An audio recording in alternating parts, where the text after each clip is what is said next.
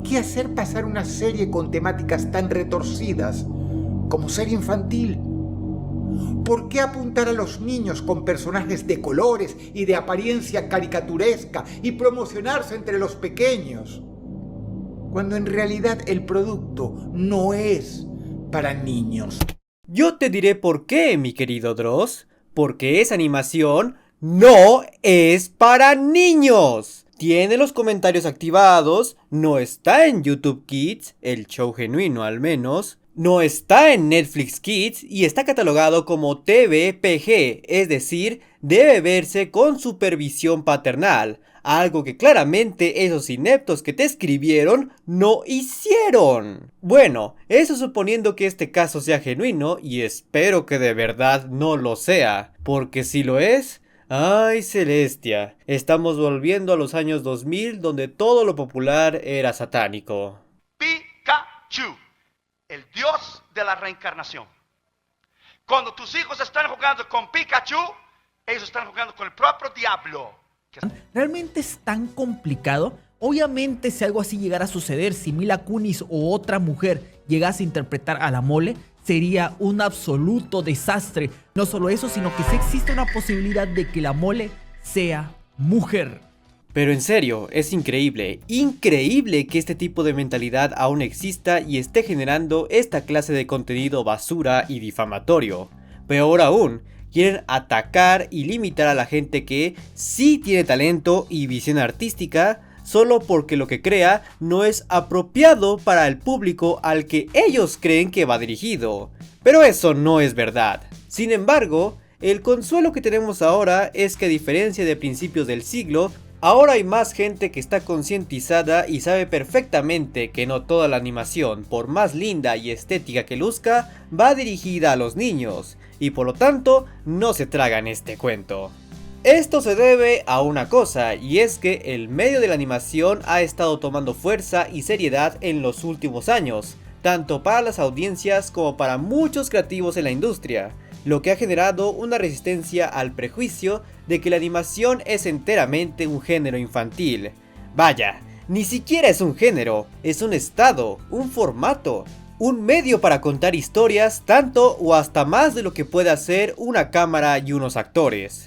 Un prejuicio que varias compañías han querido incentivar y que gran parte del público general aún cree. Pero por lo mismo es más común que hoy en día esas ideas choquen y creen situaciones bastante escandalosas y vergonzosas, lo que a su vez genera anécdotas muy divertidas y de las que deberían aprender tanto de parte de las empresas como de las personas que aún creen que, por ser animación, debe ser algo infantil. Es por eso que en esta ocasión vamos a repasar esos casos donde tanto la audiencia como las compañías entendieron por las malas que la animación no es solo para niños, subestimando enormemente las producciones animadas y al público que las consume con seriedad. Por lo que sin más, comencemos.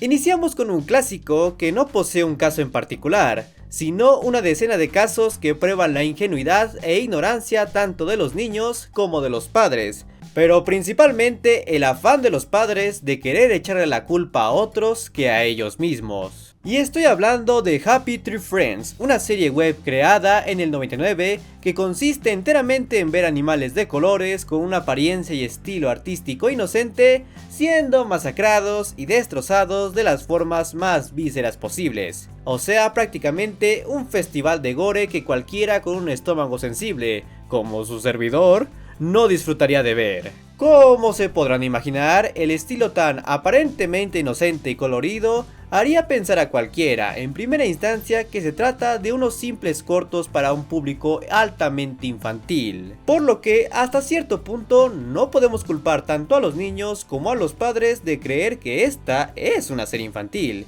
De hecho, hasta podríamos pensar que el engañar de esa forma es ciertamente la intención de la serie. Pero también es cierto que al inicio de cada corto, como en las cajas de DVDs, si es que alguien usa eso hoy en día, y otros artículos se hace una clara advertencia que esto no es un contenido para niños y que en este hay un exceso de brutalidad y gore. Pero esto no impide que los niños por pura casualidad lo vean, que sus padres permitan que lo hagan y eventualmente estos se quejen porque un contenido así exista. Esto ha llevado a decenas de casos de padres sorprendidos y enojados por ver que sus hijos ven esta serie y por supuesto de niños asustados y traumados por haberla visto de pura casualidad. Lo que incluso ha causado que la serie se prohíba en algunos países, aun cuando esta era transmitida en canales para adultos, en donde incluso mostraban cosas más violentas en series live action, lo que nos deja en claro que para muchos padres de familia, la animación no tiene derecho a ser sangrienta y experimental, especialmente si esta tiene un aspecto adorable. Esto porque según trauman a sus hijos, aun cuando dicha animación no está dirigida a ellos. Así que si alguna vez conociste un caso sobre esta serie o si tú tienes una anécdota con la misma, no dudes en dejarla en los comentarios.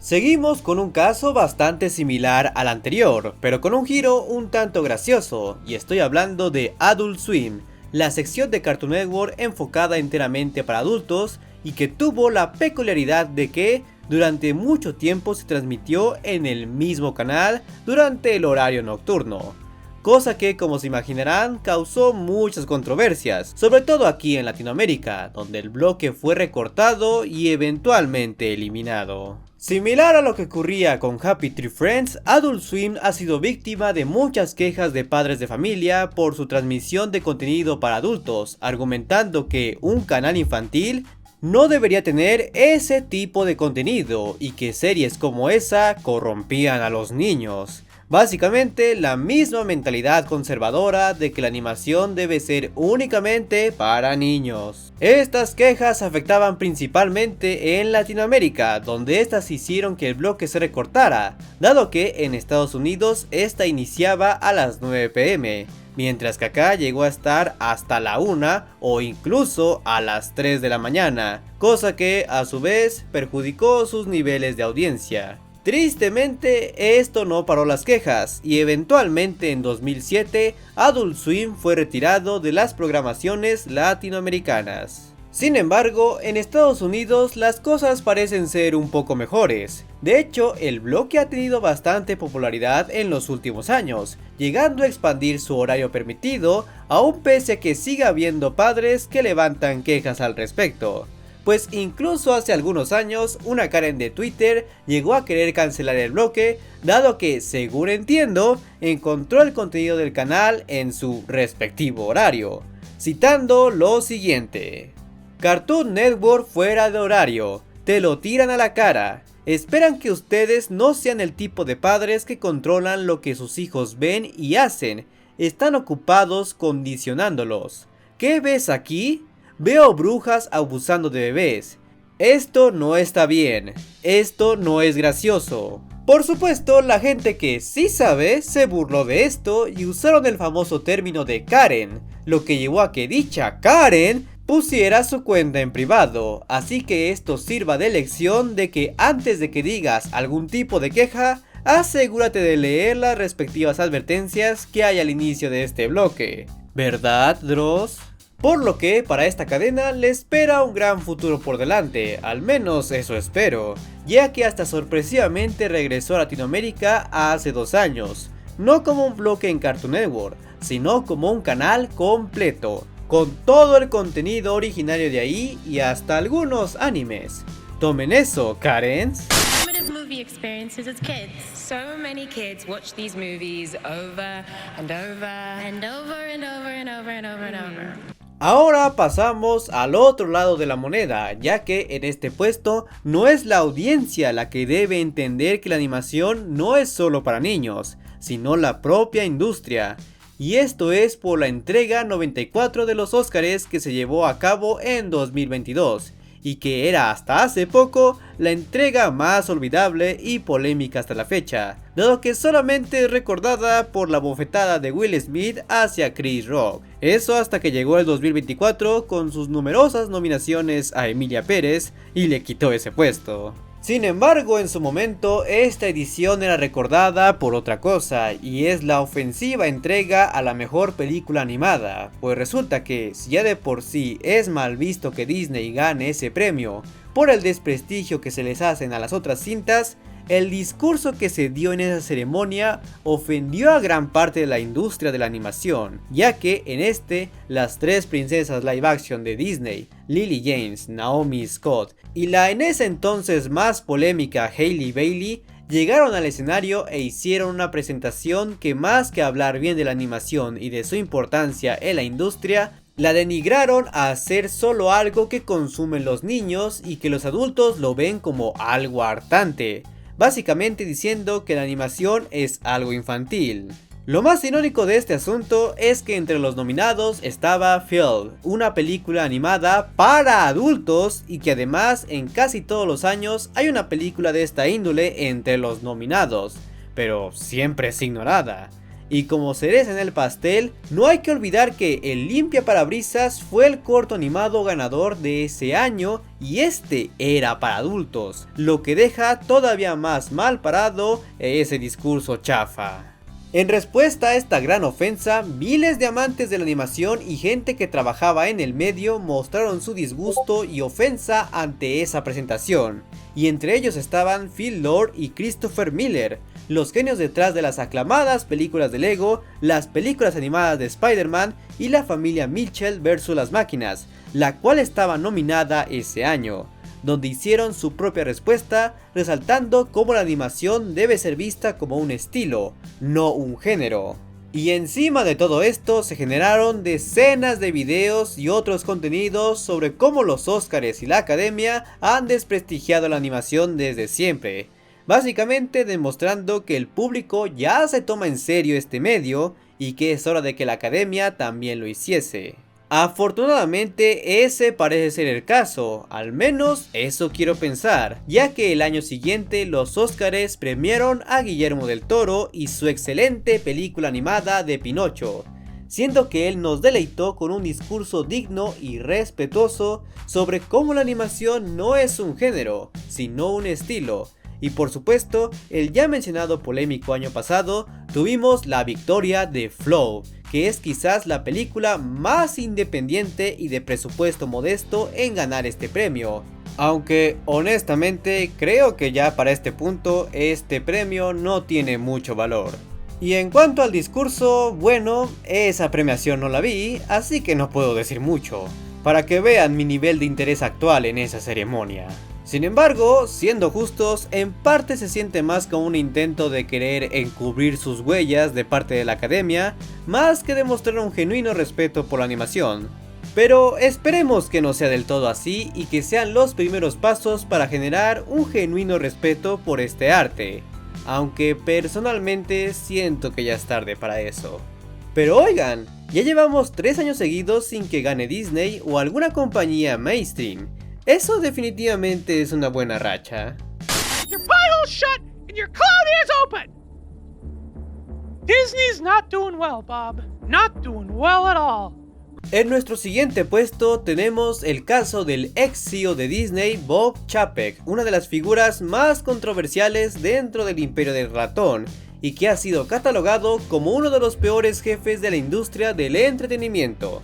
Entre sus acciones más controversiales está el enviar películas como Black Widow, Cruella o Jungle Cruise a Disney Plus con un costo extra, cosa que le trajo al ratón problemas legales con Scarlett Johansson y Dwayne Johnson. También está su apoyo y desvío de fondos a la ley No Say Gay de Florida, algo que causó enorme controversia entre la comunidad LGBT, el enviar películas a Pixar directo a Disney Plus y encima sin cobro adicional, no como las otras películas, además de recortar y censurar elementos LGBT de las mismas, incluyendo el polémico beso de Lightyear que tuvieron que regresar nomás para calmar las aguas. y eso le salió caro.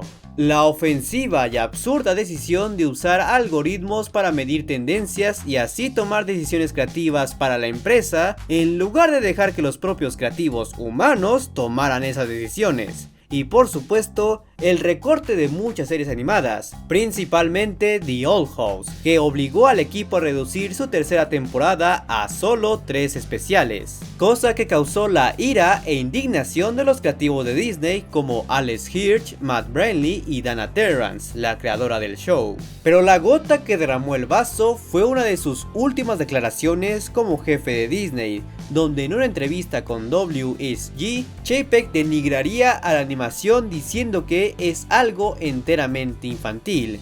Citando sus palabras, nuestros fanáticos y audiencias acuestan a sus hijos por la noche después de ver Pinocho, Dumbo o La Sirenita. Entonces probablemente no van a sintonizar otra película animada. Quieren algo para ellos. Básicamente diciendo que a nosotros los adultos no nos gustan las películas animadas de Disney ni nada por el estilo, y solo se las dejamos a los niños para que se vayan a dormir. Estas palabras enfurecieron a las redes sociales y la ya de por sí manchada imagen de Chapek fue todavía más repudiada. Lo gracioso de todo esto es que apenas unos cuantos días después se anunció que Chapek dejaría el puesto de CEO y su predecesor, Bob Iger, lo retomaría, aun cuando supuestamente el contrato de Chapek decía que estaría a cargo durante 5 años, pero solo duró 3, algo que muchos de nosotros lo tomamos como un acto de justicia. Obviamente su desprecio y maltrato hacia la animación no es la causa principal de su despido, pero en lo que a imagen se refiere, Chapek será recordado como uno de los líderes no solo de la industria del ratón, sino de la industria del entretenimiento más odiados en los años recientes, principalmente por despreciar a la animación.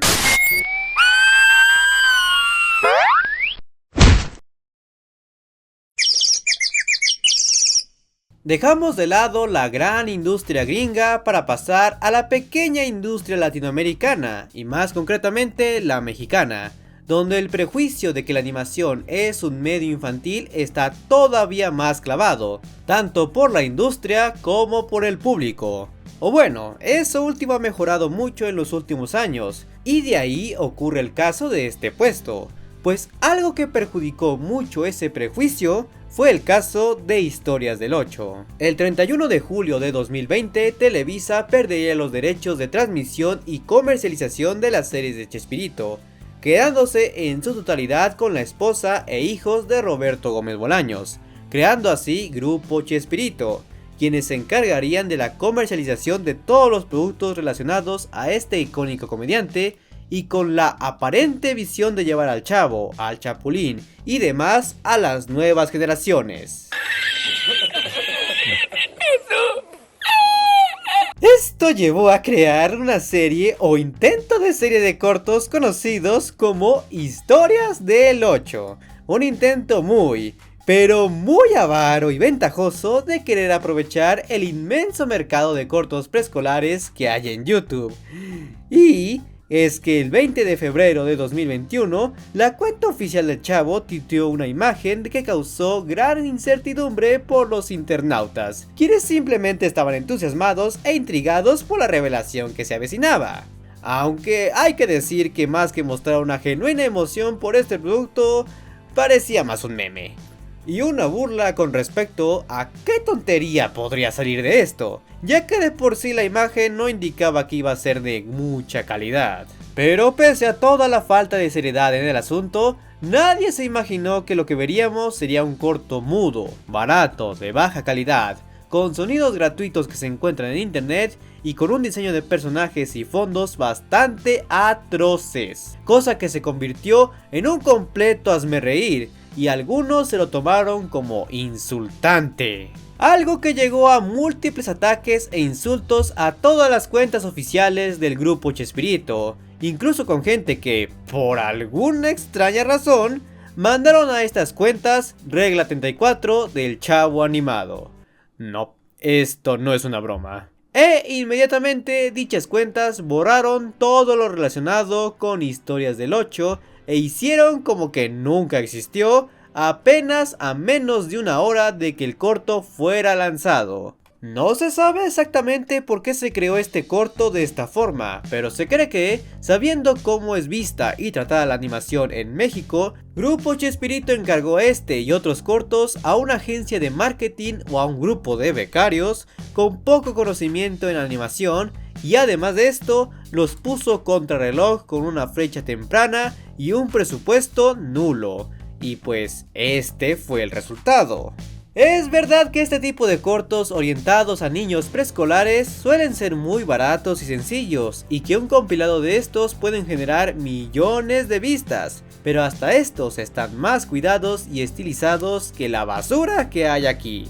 Y es que al hacer esto, no solo es una falta de respeto a la animación, sino también a una IP tan querida como El Chavo, la cual es conocida por sus divertidos diálogos y característicos sonidos, cosa que este corto ni tiene. Además, seamos justos, El Chavo y otras series de Chespirito no fueron concebidas como series para niños, ya que poseen chistes y elementos bastante subidos de tono, por lo que la mentalidad de esta serie también es un insulto a la memoria de Roberto Gómez Bolaños, aunque muy seguramente ese insulto no sea inmerecido. Pero al final de todo, este caso sirvió para probar que el público latinoamericano ya se toma en serio la animación, y no van a recibir cualquier cosa hecha con la ley del mínimo esfuerzo, y menos si es algo de un personaje tan icónico como El Chavo. Por lo que si bien no apruebo este tipo de actos, creo que es uno necesario para que la gente como la del grupo Chespirito aprendan a no subestimar el arte de hacer animación, y sobre todo no subestimar a la gente que la consume. Niñas y niños, buenas tardes. Vengan, vengan, que una historia vengo a contarles acerca de una bella Catrina llamada Catalina y sus aventuras para un altar a los muertos prepararles. Siguiendo con nuestro México querido, tenemos una historia que sirve de lección de por qué las televisoras locales no pueden tener cosas bonitas, porque si las llegan a tener, les ocurrirá la tragedia de Catalina la Catrina. Y es que, como muchos de ustedes saben, este personaje fue creado en 2018 por Televisa para celebrar el Día de Muertos, como una forma de atraer al público infantil y participar en una serie de dinámicas que generalmente van de la mano con un livestream en donde la Catrina participa contestando llamadas y exhibiendo dibujos. Sin embargo, no sería hasta 2020 que Catalina se volvió un personaje realmente popular en internet, cuando esta mostró un rediseño más sencillo y minimalista, haciéndola ver más adorable y carismática que con su diseño original. Y, aunque es incierto si esto fue causado por su repentina popularidad o no, Canal 5 tuvo la brillante idea de lanzar una dinámica de dibujos en Twitter, donde la gente enviaría dibujos de la Catrina para ser exhibidos en su canal. Pero lo que Canal 5 no sabía es que ya no estamos en los años 90 o 2000, donde este tipo de dinámicas se hacían por correo o por teléfono, donde solo los niños que dibujaban con colores en papel estaban realmente interesados, y obviamente no existían las herramientas para hacer varios tipos de dibujo digital, y si las había, no estaban a tan fácil alcance. Pero esa generación de niños ya creció, pasó por la pubertad y desarrollaron la extraña necesidad por sexualizar a cualquier personaje ficticio que existiese, especialmente si era animado, no importando si este era infantil o si formaba parte de su infancia. Así que grande fue su sorpresa cuando se dieron cuenta de que muchos de los dibujos que envían eran regla 34, la regla del internet que dicta que si algo existe, hay porno de ello. Es decir, que mucha gente envió imágenes eróticas y sexualizadas de Catrina, lo que provocó que Canal 5 borrara la publicación con la propuesta apenas unas horas de haberla hecho. Siendo justos, aquí los verdaderos culpables son el público, no la compañía, ya que, objetivamente hablando, estos no estaban haciendo nada malo. Solo promocionaban una actividad con un personaje ficticio que, hasta eso, estaba bien animado y diseñado. Pero el público, o más concretamente, los artistas tuvieron el descaro de profanar a este personaje y mostrarlo en una convocatoria que no era para ellos. algo completamente innecesario y que para llevar a cabo se requeriría una falta de juicio y sentido común, o una necesidad por trolear, que estoy seguro de que fue el caso de muchos. Aunque también es cierto que Televisa y Canal 5 mostraron una gran ingenuidad y negligencia al querer hacer esta convocatoria de forma tan abierta y en una red social tan tóxica como lo es Twitter, donde ese tipo de arte abunda, por lo que de cierta manera sí llegaron a subestimar bastante al público que consume a la animación en la actualidad, que ya no solo se trata de niños de primaria, sino también de adolescentes y adultos, algunos con una visión muy obscena de la realidad.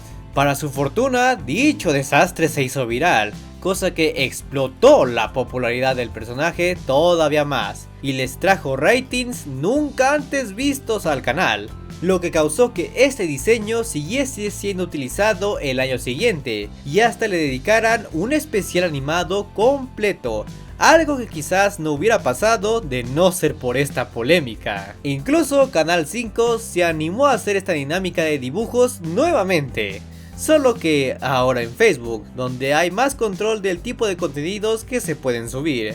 Sin embargo, después del 2021 no hemos sabido nada de Catalina, al menos hasta donde yo tengo entendido. Es incierto si esto es porque la dinámica del 2021 no generó el mismo interés del año pasado, o de plano Televisa ya no quiso nada con el personaje por la historia de este. Pero esperemos que Televisa y Canal 5 hayan aprendido la lección y se den cuenta de que cuando se trata de animación y personajes infantiles, estos no solo van a llamar la atención de niños, sino también de los adultos, que verán la necesidad de hacer su propia versión para adultos de este personaje. ¡La patata comeremos en...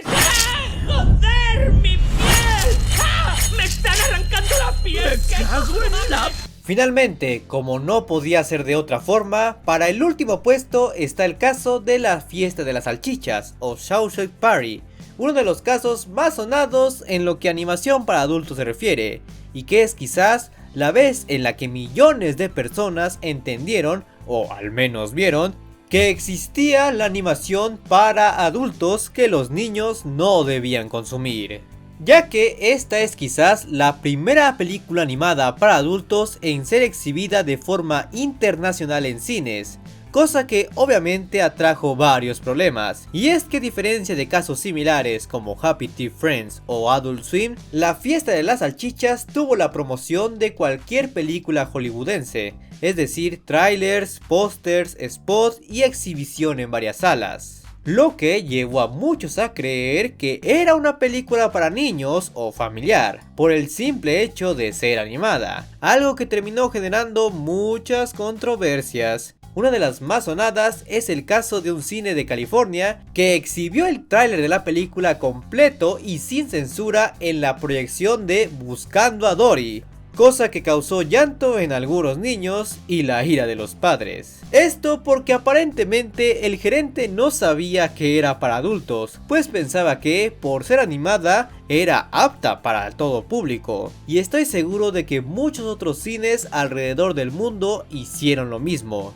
Y es que si ves cualquier publicación o video sobre esta película y te vas a los comentarios, encontrarás miles de anécdotas de gente que les pasó lo mismo, ya sea niños que la vieron con o sin sus padres, padres de familia que llevaron a sus hijos a verla, maestros o estudiantes que dicen haberla visto en su escuela y encargados de taquilla que se vieron obligados a vender boletos a familias que querían verla, pese a la advertencia que estos les daban sobre que esta no era una película para niños y muchos más. Al final, de una u otra forma, tanto padres como niños descubrieron que esta no era una película para todo público, y aunque algunos se lo tomaron con humor y una anécdota graciosa, la mayoría de los niños se traumaron por la experiencia de ver alimentos con vida ser torturados y masacrados como si de prisioneros de guerra se tratase, que estos hablen con lenguaje vulgar, decenas de chistes y momentos sexuales, y hasta una orgía de comida en el final. Y claro, los adultos salieron ofendidos y enojados por ello, pero en la mayoría de los casos, en vez de reconocer su error y que ignoraron las muchas advertencias, estos llevaban sus quejas y enojo hacia los encargados de los cines o los vendedores de películas que previamente les habían advertido de la cinta, cosa que incluso causó despidos en esos negocios. Pero sobre todo, llevaron sus quejas hacia la propia película, teniendo un 50% de aprobación en Rotten Tomatoes, aun con las críticas favorables de la prensa especializada. Puede que no todas esas críticas sean de padres enojados con la existencia de la película, pero no dudo que hayan influido mucho, por lo que si esta película hubiera sido mejor recibida, quizás hasta tendríamos más películas de animación adulta hoy en día, pero esta nos hizo demostrar que aún hay muchas personas que no entienden o hasta no aceptan que hay animación para adultos y que esta no está ligada únicamente al público infantil. Así que hasta que eso cambie, casos como estos seguirán existiendo. Pero ahora dime tú, ¿tienes alguna anécdota con alguno de estos casos? Déjalo en los comentarios. Y si quieres conocer más sobre una serie de animación para adultos como lo es The Gaslight District, o conocer a los villanos cómicos que en realidad son de temer, te dejaré las respectivas ventanillas a las que puedes hacer clic. Y como siempre, no quiero irme sin antes agradecerles a todos los miembros del canal y suscriptores en Twitch que me apoyan directamente para hacer este contenido. Principalmente a los guardianes de la armonía como Spark12, Augusto Estrada, Vishkar Mesada, Miwar, Carol Flor, J, Sonia, Starshine, Tiago Gaspar y Mr. Revolver. Muchas gracias.